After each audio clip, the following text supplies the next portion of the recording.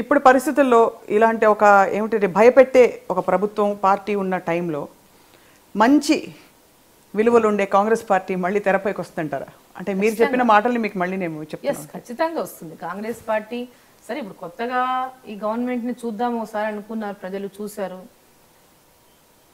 ఈ చూసింది అంటే ఇప్పుడు అంటే అందరూ కూడా ఈరోజు అనుభవిస్తున్నారు ఈ ప్రభుత్వం చేసేటటువంటి అంటే ఏ ఇబ్బందులు పెట్టేటటువంటి విధానాన్ని. ఈరోజు చిన్న పిల్లల దగ్గర నుంచి స్కూల్లో ఫీజు అంటే స్కూల్లో స్కాలర్షిప్ లేవు, ఫీజు రియంబర్స్మెంట్ లేవు, నిరుద్యోగులకు ఉద్యోగాలు లేవు, యువతకి ఎలాంటి అంటే ఎంకరేజ్మెంట్ లేదు. ఇవన్నీ 2 ఏళ్లలో చెడ్డాయా లేకపోతే అంత ముందు కూడా ఉన్నాయి సమస్యలు? సమస్యలు అనేటివి కంటిన్యూగా ఉంటాయి. మనం అంటే గవర్నమెంట్లు అనేటివి 5 ఏళ్లలో ఏ గవర్నమెంట్ అన్ని చేయదు. ఏ ఇష్యూ అయినా ఇట్స్ కంటిన్యూగా ఒకటి పోతా ఉంటుంది, ఒకటి వస్తూ ఉంటుంది. It's a process.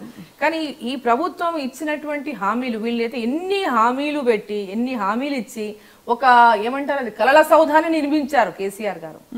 కలల సౌధాన్ని తెలంగాణలో ఉన్నటువంటి అందరికీ కూడా కలల సౌధాన్ని నిర్మించినప్పుడు తప్పకుండా ప్రజలకు ఆశలు ఉంటాయి.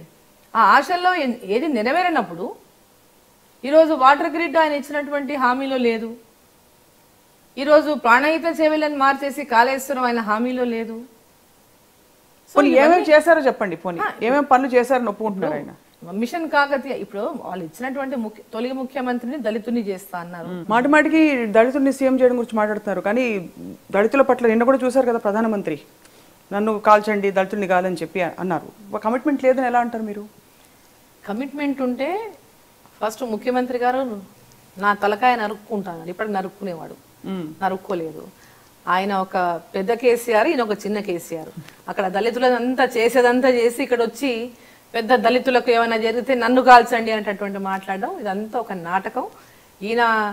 ఆయన పెద్ద కేసీఆర్ అనొచ్చు, ఈయన చిన్న కేసీఆర్ అనొచ్చు. ఇద్దరు, ఆయన మోడీ, ఈయన అక్కడ పెద్ద మోడీ, ఈయన చిన్న మోడీ. అట్లా ఆయన పెద్ద కేసీఆర్, చిన్న కేసీఆర్ అంటారు. ఇద్దరు ఒకరినొకరు మెచ్చుకున్నారనమాట. ఇంకా సో వాళ్ళకి ఎంతసేపు ఎట్లా ప్రజలని నమ్మించాలి, ఏ విధంగా ప్రజల్ని మోసం చేయాలనేది అంటే పర్ఫెక్ట్. ఇద్దరు ఒకరిని మించిన వాళ్ళు ఇంకొకరు. ఓకే, నిరుద్యోగులకంతా ఎంప్లాయ్మెంట్ చేస్తా, ఇంటింటికి ఉద్యోగం అన్నాడు. ఇంటింటికో ఉద్యోగం కదా, ఊరికో ఉద్యోగం ఇప్పటిదాకా లేదు.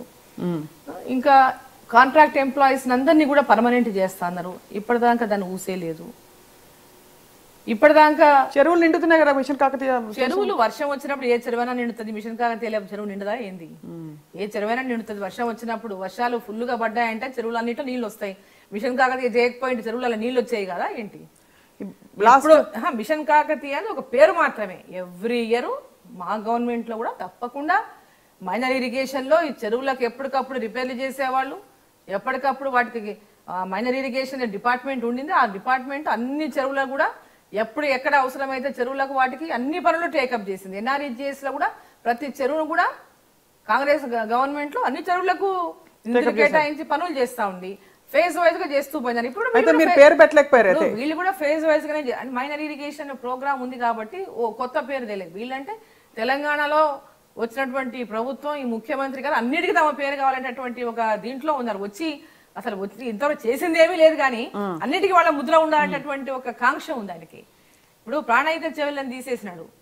కాళేశ్వరం అయినా ప్రాణహిత చెవెళ్ళ కాంగ్రెస్ పార్టీ హయాంలో చేశారు. ఆ పేరు ఉండకూడదు. ఆ పేరు ఉంటే ఈ తెలంగాణ ముఖ్యమంత్రి చేసినట్టు ఉండదు. కాబట్టి వేరే పేరు పెట్టారు. నేను వచ్చినాక ఏం చేశానంటే ఇది చేశానని చెప్పాలి కదా. కాబట్టి చేశాక చెప్తారు కదా. అయినా కూడా ఇప్పటిదాకా ఇంకా ఏం చేయలేదంటారు, ఇంకా ఏం మొదలే కాలేదు కదా.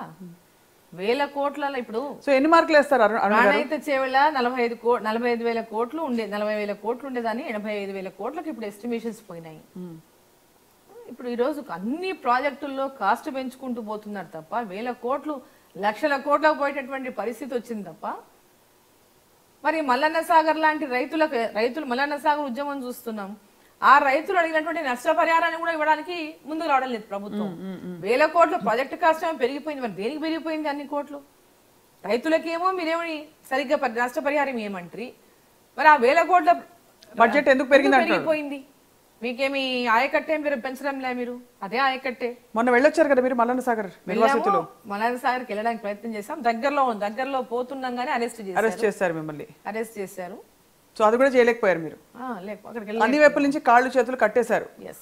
ప్రతిపక్షాలని ప్రజల దగ్గరికి వెళ్ళడానికి కూడా ఈ ప్రభుత్వం అనుమతి యాక్చువల్లీ నిజంగానేనండి మీరు ఎక్కువగా టీవీలో కనిపించట్లేదు అంటే ఇక ప్రతిపక్షాలని మొత్తం చెప్తున్నా మేము ఏ కార్యక్రమాలు చేయొద్దు, చేసిన వాటిని చూపించొద్దు, ఎక్కడైనా ఏదైనా చేస్తే వాటి మనకి ఒక చిన్న ఇట్లా ఒకటి వచ్చింది అనుకోండి, ఒక చిన్న ఒక క్లిప్పింగ్ వచ్చింది అనగానే మళ్ళీ ఒకసారి కనపడకూడదు ఇంకా క్లిప్పింగ్.